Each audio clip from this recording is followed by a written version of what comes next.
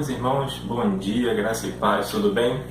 É com imenso prazer que nós estamos apresentando nossa primeira aula online e que nós sabemos de toda a dificuldade que está acontecendo ao redor do mundo e por uma questão, né, de precaver a minha, a sua, a nossa saúde, a vida da nossa igreja, nós estamos seguindo, né, a questão do decreto, onde que pede para que cada um fique dentro do seu lar, mas nós sabemos que Deus é o Deus poderoso, nós sabemos que Deus ele tem poder para fazer, para mudar toda a história, mas ainda assim, para cuidar da nossa saúde, nós estamos, né, nos mantendo em casa. Espero que esteja tudo bem com os irmãos e é um prazer estar apresentando essa aula aqui online. E nós vamos estar continuando dando lição, né, a nossa lição de número 12 dessa revista aqui, a revista O Comportamento do Crente, lição de número 12, que fala do valor da vida. E aí, qual é o valor da vida para você? O que você tem pensado sobre essa questão de valor? E nós vamos estudar hoje baseado no texto de Êxodo, capítulo 20, versículo 13, que diz: não matarás. E aí, o que você acha? O que é não matar? O que significa não matar? O que o mandamento queria dizer? Vamos lá conferir? Então vem comigo. Queridos, vamos lá fazer a nossa leitura do texto. O texto base é Êxodo 20:13, que vai falar, né, o versículo que eu já citei na introdução, diz: não matarás. Mas o nosso texto, versículo-chave, né, nosso versículo-chave, o texto que é chave para a nossa lição, diz assim: eu, porém, vos digo, amai a vossos inimigos e orai pelos que vos perseguem. É difícil essa questão de amar os inimigos, né, e orar por esses que nos perseguem, porque tanto eles nos incomodam tanto, né, mexem tanto com a nossa vida, às vezes até com a nossa espiritualidade, e realmente é difícil, mas a Bíblia nos orienta dessa forma. E eu gostaria de estar fazendo a leitura dessa introdução que diz assim, que tem uns dados até muito interessantes, que vai falar que no mundo inteiro morrem anualmente por aborto provocado tantos fetos quanto metade da população do Brasil. Então, como a gente está falando de não matar, e a gente sabe que o aborto ele é uma forma de um assassinato, então por isso que esse dado ele fala que o aborto, olha só, mais ou menos, se dá aí, né, mais ou menos, metade da população do Brasil. E mais para frente vai falar assim, ó, a cada ano suicidam-se 500 mil pessoas. Imagina, 500 mil de pessoas se suicidando, se matando. Nós sabemos que essa prática do suicídio, a Bíblia também ela condena isso, não agrada o coração de Deus. Mas nós sabemos que hoje muitas pessoas, por questões de saúde, né, a questão da depressão, a questão, por às vezes problemas de dívidas e tantos outros problemas, fazem com que essas pessoas elas acabem cometendo suicídio.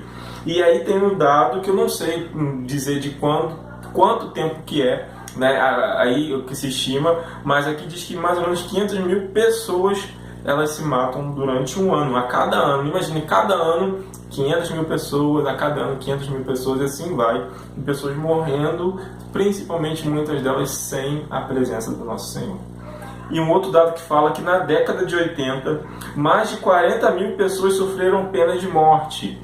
Né, alguns países elas são adeptas à penalidade de morte, onde que a pessoa cometeu algum crime e ela é avaliada, ela é julgada e algumas ganham essa sentença de morte. Então, mais ou menos aí na década de 80, lá pelos anos de 1980, de 80 a 89, mais de 40 mil pessoas sofreram pena de morte.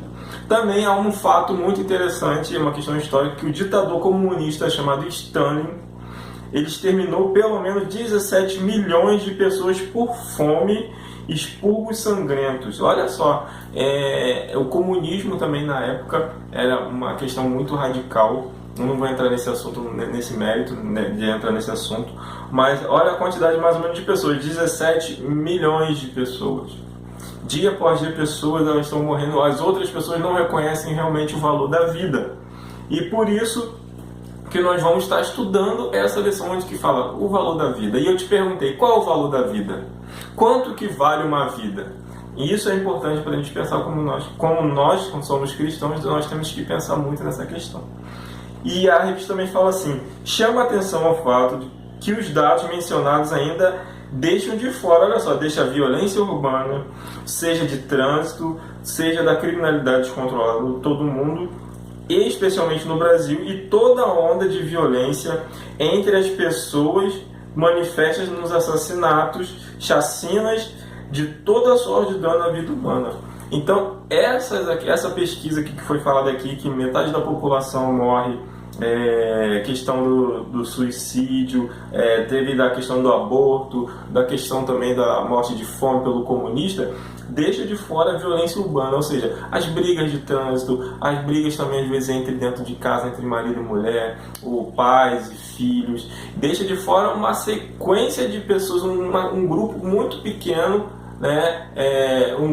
Esses grupos menorzinhos, eles não entram nessa classificação. Agora imagine se nós colocássemos esse grupo de pessoas também nessas contas aí de número de pessoas que morrem ou nos anos. Seria um número muito grande. É para realmente nós avaliarmos isso daí, qual o valor que temos dado ao nosso próximo, qual o valor que nós temos dado à vida humana. Mais uma anotação interessante que fala aí na revista segundo a Bíblia, a vida está entre os preciosos dons que o Senhor deu à humanidade. Fomos criados por Ele e por Ele a sua imagem e semelhança. É um texto que vai falar em Gênesis, capítulo 1, versículo 27 ao versículo 30. E Ele mesmo é o dono da vida, enquanto nós somos apenas administradores dela. Eu gostaria de estar fazendo leitura do texto aí que vai falar de Deuteronômio 30:15, Antigo Testamento, Deuteronômio, capítulo 30, versículo 15, que diz assim: Vê que proponho hoje a vida e o bem, a morte e o mal. O que esse texto quer dizer? Que o próprio Deus, Ele é o dono de todas as coisas. Então Ele dá a vida, Ele dá o bem, Ele dá o mal, Ele também dá a morte. É Ele que está no domínio e nós simplesmente estamos vivendo essa vida, mas Ele é o dono de tudo na nossa vida. Ele administra, Ele coloca para que nós venhamos administrar, mas Ele que é o dono de todas as coisas. Esse texto é muito interessante. E mais para frente vai falar assim: o plano de Deus é que não tenhamos apenas a vida, mas que tenhamos em abundância. É o texto de João, capítulo 10, versículo 10, João 10:10, que tenhamos vida e vida em abundância.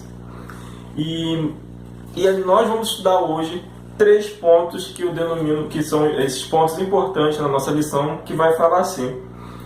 O primeiro ponto, o que diz o mandamento, ou seja, o primeiro ponto aí na nossa revista, o que o mandamento desse não matarás ele quer nos passar. O segundo ponto fala como a lei funciona no Antigo Testamento. Nós vamos ler como que Deus agia no Antigo Testamento, como que era essa questão da lei no Antigo Testamento, também como o mandamento é visto no Novo Testamento. Então nós vamos ver como que Jesus ele começou a tratar na época em relação, usando o Antigo Testamento, usando essa lei de não matar. Então, eu já adianto para os irmãos assim, não se assustem com o que vão ouvir hoje. Talvez os irmãos podem até ficar um pouco assustados, mas nós vamos estar aqui para esclarecer, estou aqui para esclarecer o máximo possível de dúvidas ou coisas que estejam aqui nessa nossa lição. Então, vamos lá para o nosso primeiro ponto? Então, vem comigo. O que diz o mandamento? Esse é o nosso primeiro ponto. Aí vai falar assim na revista, uma sentença, o texto diz apenas, não matarás. Ou seja, uma partezinha lá do texto, o mandamento diz, não matarás. E o que significa? E o que eu te pergunto, você já parou para pensar o que significa esse não matar? O que vem à sua mente quando fala assim, não matar? Simplesmente essa frasinha, não matar, que nós não devemos matar porque é um mandamento bíblico. Já parou para pensar nisso? Então é isso que nós vamos estudar hoje. É nesse momento que a gente vai dar a introdução para o que significa esse não matarás. A revista fala que devemos entender o texto como está literalmente colocado na Bíblia, da forma que ele é colocado na Bíblia, diretamente na Bíblia. Ainda o desejo de procurar todas as dimensões de suas aplicações seja muito forte. Nesse texto específico de que estamos tratando, a ideia não inclui toda forma de morte provocada, ou seja, não é toda morte provocada, mais especificamente o assassinato. Então a gente vai falar um pouquinho sobre essa questão, sobre essa situação do assassinato, né? De falar exatamente aí do matar, do assassinar, né? E um teólogo, né, o Alan Coyle, ele fala assim, ele lembra que o hebraico emprega principalmente duas palavras para matar, ou seja, na linguagem original existem duas palavras lá para especificar a questão do matar, para distinguir, diferenciar o matar, né? E a palavra para essa situação do assassinato é raçá. É uma palavra relativamente rara no texto bíblico e significa assassinato violento de um inimigo. Então essa palavra aí, raçá, ela significa assassinato violento de um inimigo. Assim, o mandamento distingue entre o homicídio acidental e não premeditado do assassinato propriamente dito. O que a lição quer dizer com isso? Que com essas palavras, duas palavrinhas aí, que não fala a outra, na lição só vai falar da raçá, que é um assassinato violento de um inimigo. Com essas duas palavras, no original, lá no hebraico, elas existiam para justamente diferenciar, distinguir um homicídio acidental, quando acontece uma morte por acidente, mas também ela teria uma outra palavra, que é a raçá, que ela serve também para dizer que foi um ato premeditado. O que seria premeditado, Deus? Eu não sei o que significa premeditado. Premeditado é quando você planeja as coisas. Então, quando uma pessoa planejou, se essa pessoa planejou matar alguém, foi algo premeditado. E aí a Bíblia, ela vem falar justamente do assassinato violento, que é o significado da palavra raçá.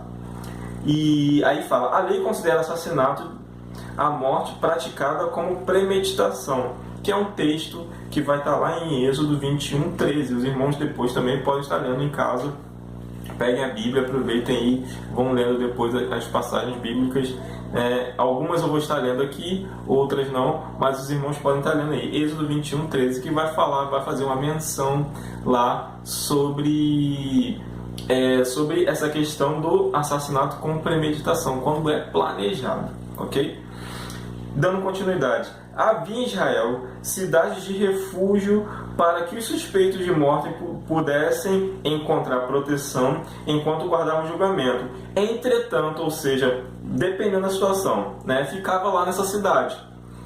Entretanto, alguém que cometia assassinato não poderia ser recebido nelas. O que era feito? A pessoa que foi acusada de alguma forma injusta, ou a pessoa que pegou e por algum acidente cometeu um assassinato, essa pessoa, como não foi premeditado, ela iria para uma cidade, ficava lá guardadinha nessa cidade até o dia do julgamento.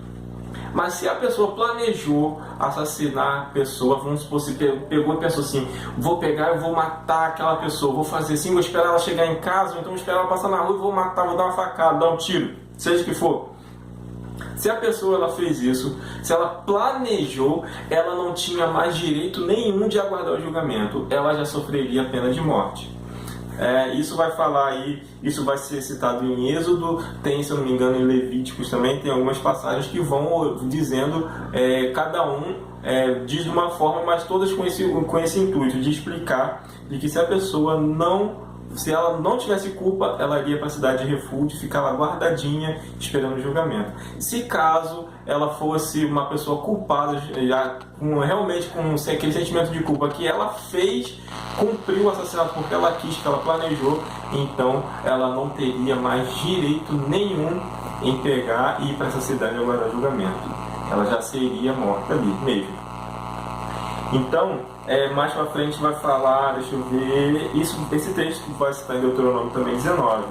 Aí embaixo fala assim, porque sua ação era inaceitável perante o Senhor, ou seja, Deus de forma alguma, ele deseja ou ele aceita com que nós tenhamos essa ação de matar, de destruir outra vida. Nós não temos esse poder de destruir a vida do próximo. Então, o próprio Deus, ele abomina essa questão de nós tentarmos a vida do próximo, de tentar ferir o próximo, o nosso amigo, ou até aquela pessoa que pode ser considerada inimigo, não sei, mas Deus, ele não aceita esse tipo de ação. Então, por isso aqui que vai falar que essa ação de de assassinar, já com sentimento de culpa, de planejar a morte de alguém, o próprio Deus ele não aceitava.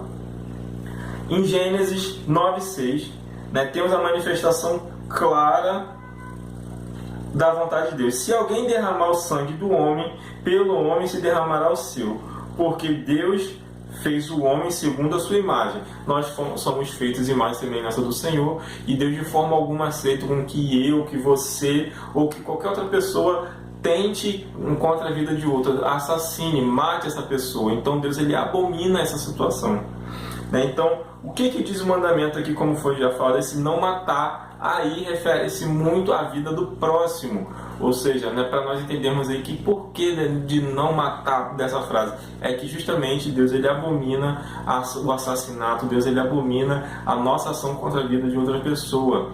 Então, quando a palavra de Deus diz não matarás, ou seja, você não vai fazer, não vai planejar a morte de alguém, você não vai tentar matar ninguém, você não vai tentar atingir a vida de ninguém, porque isso é abominável ao Senhor. Ok? Segundo ponto, vai falar como a lei funcionava no Antigo Testamento. Tudo tranquilo, tudo certinho, podemos ir para o próximo ponto. Vamos lá? Então vem comigo o próximo ponto. Como a lei funcionava no Antigo Testamento? Agora nós vamos ver um pouquinho, tem algumas referências de como que era feita essa questão da lei no Antigo Testamento sobre a penalidade de morte. E não se assustem, né? A lição diz assim: a importância de entendermos a amplitude da lei do Antigo Testamento é que na verdade, essa parte da Bíblia contém uma boa variedade de mandamentos e permissões em que se pode matar alguém. E aí, a palavra de Deus diz que tinha algumas permissões onde que poderia matar alguém. Eu também me assustei. Mas vamos lá continuar. E nós vamos desvendando esse mistério sobre matar. Heifler lembra que a pena de morte foi permitida e sancionada por Deus nos seguintes casos. Aí nós vamos ver aonde que Deus permitiu, aonde que Deus liberou a morte para essas pessoas, tá? Eu não vou ler as referências bíblicas, mas eu recomendo os irmãos para que leiam, porque o nosso tempo aqui é um pouco curto, mas que os irmãos possam ler cada situação aí e lendo os textos bíblicos que vão entender. Eu li todos, eu vi que todos comprovam realmente, não tem nada fora do contexto, e isso, se os irmãos lerem, vai ajudar bastante. O texto diz assim: assassinato premeditado, adultério, sequestro, homossexualismo, incesto, bestialidade, desobediência aos pais, ferir ou amaldiçoar os pais, falsas profecias, blasfêmia, profanação do sábado, sacrifícios a falsos deuses. Vamos lá, aí eu vou explicar aqui o incesto. O que seria o incesto? Se o filho se deitar com a mãe, se o filho se deitar com a irmã, ou se o pai se deitar com a filha, isso é impuro diante de Deus, isso é errado. Então, quando o incesto é cometido, esse ato, Deus ele abomina. Eu vou explicar alguns porque os outros irmãos sabem, né? Sequestro, os irmãos sabem que é raptar uma pessoa, homossexualismo, bestialidade também, que a gente nunca ouviu muito falar. Bestialidade é quando o ser humano ele tende a ter relações com os animais. Parece brincadeira, mas existe. Tem pessoas que têm desejos por animais. Então também isso é abominável perante o Senhor. Aí vem alguns aqui, vai falar falsas profecias, quando as pessoas começam a usar o nome de Deus em vão, falando uma série de coisas que não provém da Bíblia, que não é bíblico. Então isso trazendo palavras do próprio coração, coisas vindas diretamente de Deus. Então isso é considerado falsa profecia, Profanação do sábado, que na época tinha aquela questão de não se trabalhar no sábado, não se fazer nada no sábado. E aquele que fizesse algo no sábado também era considerado, tinha nessa consideração de ser uma pessoa que estava desobedecendo a lei de Deus, as ordens de Deus. Então, esses aí são alguns casos que eu li aqui, se não me engano são 12, onde que Deus ele abomina de qualquer jeito, ele rejeita a ação da pessoa. Então, por isso que ele liberou, assim dizendo, ele permitiu a morte, das pessoas quando cometessem esse tipo de pecado. No segundo parágrafo embaixo vai falar assim: ainda assim, havia absoluta consciência de que o assassinato de alguém numa situação em que se demonstrasse covardia, rancor, egoísmo e desprezo à criatura de Deus não era permitido. Ou seja, o desrespeito à criatura de Deus não era permitido. Ou seja, se a pessoa cometesse aí com um ato de covardia, de rancor, de raiva ou de qualquer sentimento ruim, Deus ele não permitia isso, ele não aceitava isso. Né? Mais para frente vai falar, os casos sucessivos do Antigo Testamento evidenciam que o problema estava na falta de senso de justiça, no pecado da traição e da maldade do coração humano, e não propriamente no ato de matar alguém. Ou seja, o que importava muito era o que estava no coração da pessoa. Né? Então o desejo de matar, o rancor, a raiva, a inveja, seja o sentimento ruim que era gerado no coração das pessoas, que faziam com que ela cometesse o pecado. Isso que era interessante lá na situação lá por causa desses pecados que nós lemos aqui, que fala aqui do sequestro, homossexualismo, de tantos outros aqui. Então, falta de justiça, senso de justiça, a falta de amor ao próximo, isso fazia com que as pessoas cometessem um pecado e Deus abominava. Né? Então, eu até fiz uma anotaçãozinha aqui muito interessante, que eu vejo assim, né? Como que a gente passa a entender como que funcionava, né, no Antigo Testamento, né? E Deus tratava as questões de injustiça e desobediência, tirando do meio as pessoas do meio do povo, ou seja, aquelas pessoas que cometiam pecado, as pessoas que atentavam aos seus servos, ou então a injustiça, Deus ele tratava de tirar do meio do seu povo para justamente não contaminar.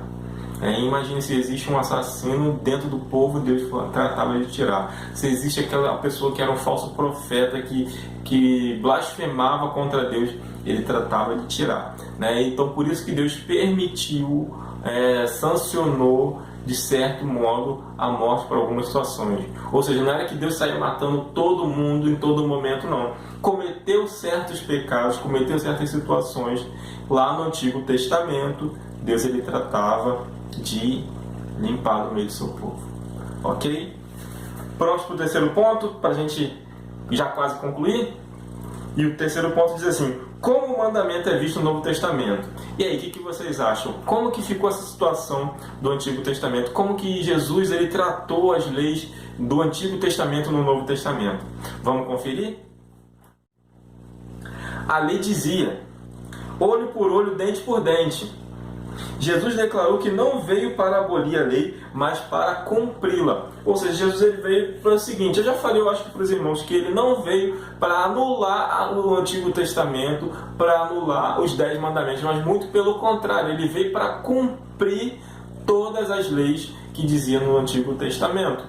Né? Então, ele falou que ele usou, né, esse texto, que nós até vamos ler aqui a história de Mateus, né, um pedacinho do texto onde que ele fala sobre isso. Mas antes disso eu falo assim: a visão de justiça seca e objetiva é substituída por uma visão de amor que atinge até mesmo o inimigo e que nem mesmo pode desejar o mal a quem quer que seja. Ou seja, Jesus, quando ele veio, como ele falou aqui, ele não veio para cancelar ou anular a lei, sim para cumpri-la. Mas a lei que era seca, que era nesse estilo, olho por olho, dente por dente, Jesus ele veio mudando de uma certa forma. Assim, você tem um inimigo, se tem alguma pessoa que não gosta de você, você deve orar por ela. Se existe alguma pessoa que te tratou mal, você não vai devolver o mal com o mal, mas você vai devolver o mal com o bem. Isso que Jesus queria ensinar. E o texto de Mateus diz o seguinte: vamos fazer lá a leitura de Mateus capítulo 5, Novo Testamento, Mateus capítulo 5, vamos ler o versículo 17 e depois o versículo 21 e 22. E o texto diz assim: não penseis que vim revogar a lei ou os profetas. Não vim para revogar, vim para cumprir. Ouvistes que foi dito aos antigos: não matarás, e quem matar estará sujeito a julgamento. Eu, porém, vos digo que todo aquele que sem motivo se irá contra seu irmão estará sujeito ao julgamento. E quem proferir um insulto a seu irmão estará direito a julgamento do tribunal. E quem lhe chamar tolo estará sujeito ao inferno de fogo. Isso foi o que Jesus disse. Então ele não veio, como eu já falei, ele não veio para cancelar, revogar a lei, sim para cumprir. Ele ainda deu mais orientações. Se você insultar o irmão, você vai ser julgado. Se você chamar a pessoa de tolo, você já vai direto para o lago do inferno. Isso é o que a palavra de Deus diz, é o que Jesus ele veio afirmando. Então, ir para o julgamento de Deus. Então Jesus ele veio mostrando que, olha só, as coisas são mais sérias, não vai ter mais essa questão de morte, de sair matando, mas nós temos que tomar cuidado com a vida humana, tomar cuidado com o que nós pensamos em relação ao nosso irmão, tomar cuidado ao que nós estamos planejando, colocando no nosso coração. E mais para frente a lição vai falar assim: os crentes são evidentemente advertidos contra o assassinato. Aí tem uma referência lá em 1 Pedro 4,15 que os irmãos podem conferir. E também que o ódio é assassinato. Esse texto está lá em 1 João 3,15, lá no finalzinho, próximo de Apocalipse, que vai falar assim: qualquer que odeia seu irmão é homicida, ou seja, é assassino.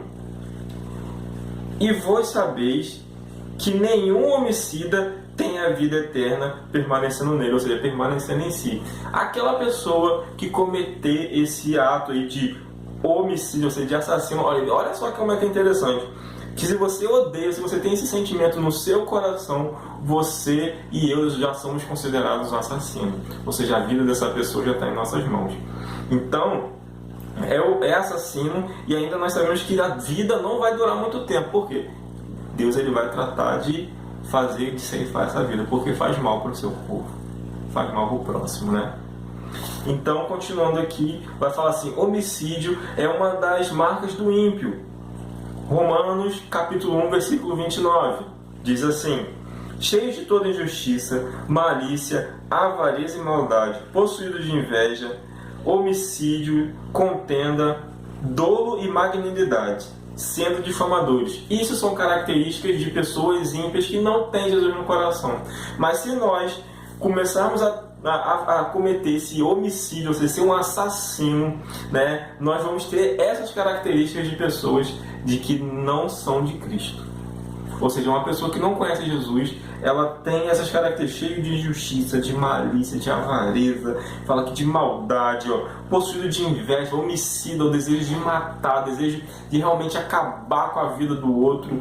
Essas pessoas que não têm Jesus no coração, elas entram nessa classificação aí, classificação de homicida, né? E mais pra frente vai falar assim: razão pelo qual os que o cometem, ou seja, as pessoas que cometem um homicídio, elas não vão entrar no reino dos céus. Apocalipse 22:15 vai dizer: fora os cães, os feiticeiros, os impuros, os assassinos, os homicidas, idólatras e todo aquele que ama e pratica a mentira. Olha só, até se abrange mais. Aquele que ama e pratica a mentira, ou seja, se eu mentimos, se nós não conseguimos viver sem mentir, nós vamos perecer. Nós não vamos entrar no reino dos céus, porque essa classificação aqui, cães, feiticeiros, impuros, assassinos, idólatras e todo aquele que ama e pratica a mentira, não entrarão no reino dos céus. E o último texto que a gente tem para ler aqui é que fala assim também, e algo realmente próprio do diabo, que é assassino, ou seja, e essa característica de ser assassino, de querer matar, de querer acabar com a vida do próximo, é coisa do cão, é coisa de Satanás mesmo, o diabo. E tem um texto que vai falar isso em João, capítulo 8, versículo 44, eu vou ler somente uma partezinha que fala assim: ele, o diabo, foi homicida desde o princípio e jamais se firmou na verdade, porque nele não há verdade. Por isso que Satanás ele nunca se firmou na verdade, nunca teve uma base na verdade, porque ele não tem verdade no seu coração. Tá? Ele vive na mentira. Por isso que nós falamos que o diabo é o pai da mentira. Então, concluindo aqui, Jesus ele veio tratando dessa lei dos mandamentos no Novo Testamento, dizendo que ele não veio para abolir, mas ele veio tratando de uma forma diferente, conscientizando que se você e eu pensarmos mal de alguém, nós vamos estar sujeitos ao tribunal. Né? Que nós não devemos matar as pessoas, que isso não faz parte da nossa vida do cristão, do crente, porque isso não é característica de cristão, isso é característica de ímpio, de quem é servo de Satanás, né? Então, aí fala assim, mais no finalzinho, que eu acho interessante, fala assim: outra novidade no tratamento que o Novo Testamento dá ao homicídio é que os santos precisam aprender o amor acima de tudo. Ou seja, nós que buscamos a santidade do Senhor devemos buscar o amor, buscar a paz, buscar mais de Deus. E mais pra frente fala assim: por isso todos precisamos nos cuidar espiritualmente para que o pecado não tenha domínio sobre nós. Porque a pessoa que tem lá raiva, ódio, inveja, seja qual for o sentimento, ela acaba sendo dominada pelo pecado. E o pecado faz com que ela cometa, esse sentimento que faz com que ela cometa o pecado de assassinato, de homicídio, acaba tirando a vida de alguém e onde que ela não tem o direito. E aí tem uma pergunta: quais são as ações ou sentimentos que devemos evitar com rigor para que sejamos tidos por culpados pelo que há em nosso coração? Ou seja, o que nós temos que evitar para a gente não entrar nesse pecado, para a gente não entrar nessa classificação de pessoas que cometem esse pecado, de pessoas que são homicidas, de pessoas que desejam o mal do próximo e desejam acabar com a vida do próximo. Eu gostaria que os irmãos pensassem, não tem como os irmãos me responderem agora, mas eu gostaria que os irmãos pensassem um pouquinho nessa questão, ok? Vamos para a conclusão? O Senhor deseja a preservação da vida, vida em abundância. Como podemos contribuir para diminuir a violência, buscar a paz, proporcionar qualidade de vida para as pessoas ao nosso redor? Como que nós podemos cuidar, trazer de uma forma com que possamos ajudar as pessoas ao redor a viver com paz, viver com amor? E nós temos a salvação em nossas mãos, nós temos a palavra da salvação. Ou seja, nós podemos sim mudar a vida das pessoas ao nosso redor falando do amor de Cristo, lendo a palavra, meditando, orando, também ministrando, evangelizando sobre a vida dessas pessoas, falando do amor de Jesus. E dessa forma nós vamos fazer com que elas entendam que matar não existe para o cristão. Matar não existe para ninguém, porque nós não temos esse poder de matar, de acabar com a vida de alguém. E finalmente, toda a formulação positiva do mandamento é que devemos viver em paz, amar o inimigo e orar por ele, e evitar toda sorte de amargura, cólera, ira, gritaria, blasfêmias e bem assim toda malícia. Ou seja, a gente tem que tirar toda malícia, toda maldade do nosso coração. No lugar desses sentimentos, devemos ter benignidade e compaixão, perdoando uns aos outros como o Senhor nos perdoou. Então que Deus possa abençoar a vida dos irmãos. Matar, então agora os irmãos sabem que quando fala do matar, realmente tirar a vida de uma forma violenta, que é onde que Deus ele abomina, e até nos dias de hoje, porque a vida, a nossa vida, ela é muito valorosa, a nossa vida é preciosa.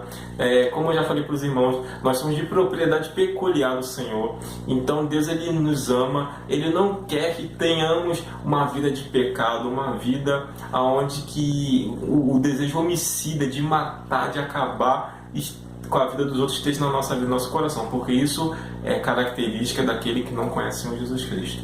Espero ter explicado bem, espero ter tirado alguma dúvida sobre as dúvidas, sobre esse não matarás. Então os irmãos entendem agora que existe um contexto do Antigo Testamento, o contexto do Novo Testamento, onde que Jesus ele muda realmente a história, onde que ele muda a trajetória, e de que ele nos alerta que até quando nós pensamos, nós matamos alguém, ou nos matamos espiritualmente.